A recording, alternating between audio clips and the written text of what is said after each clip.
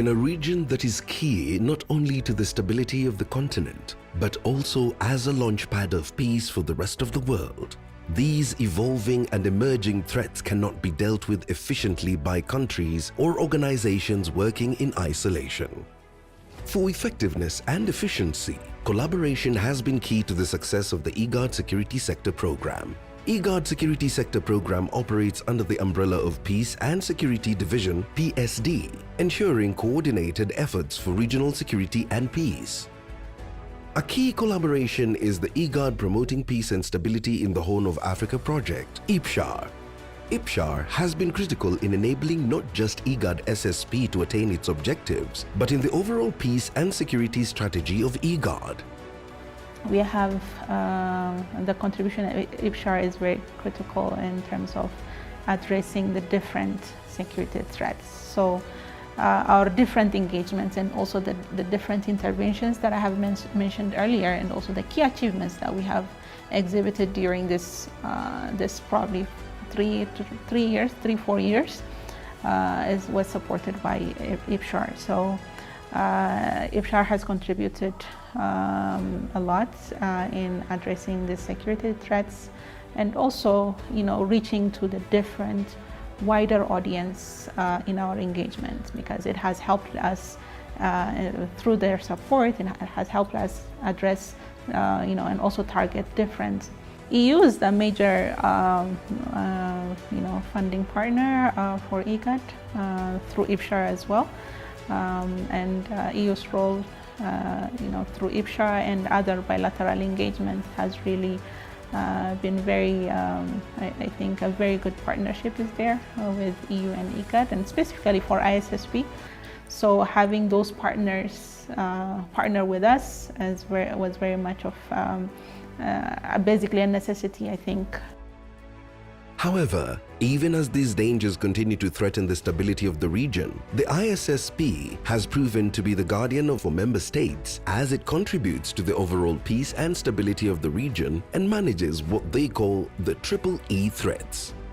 These are strategic priority areas that complement each other and also that are believed to be able to achieve our objectives. So the first one is to strengthen regional cooperation and coordination. The second one is to enhance member states and also IGAD's institutional capacity and capability in dealing with these threats.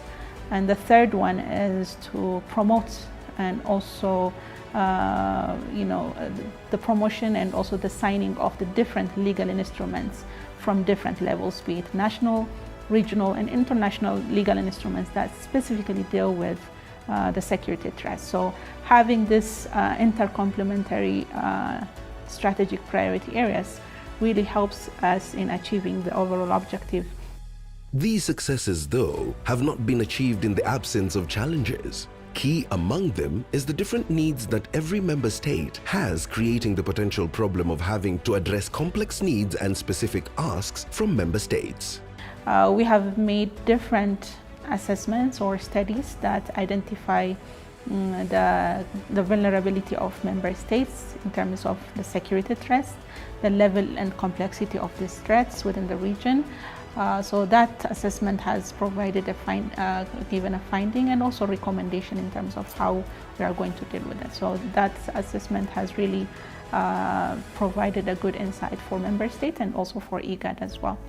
And another is also this assessment on the prevalence of different terrorist groups within the region, from Al-Shabaab and also specifically Daesh or ISIS within the region, their operation, their modality, and how they operate within the region.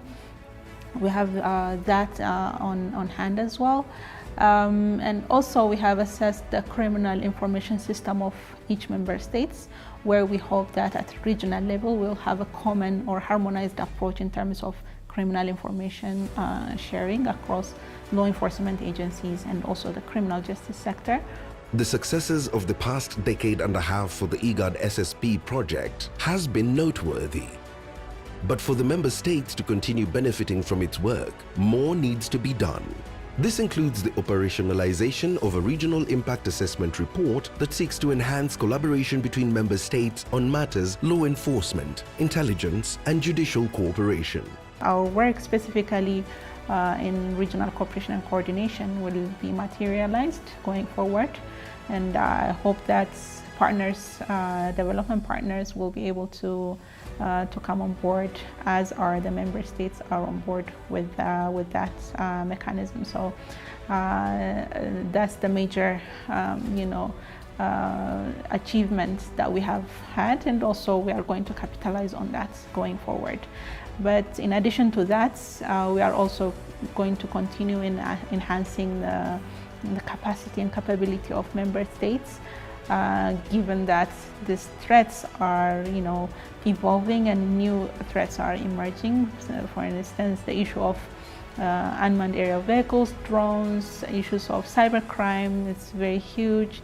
Issues of improvised explosive devices, all these are evolving and continuing to affect the regions.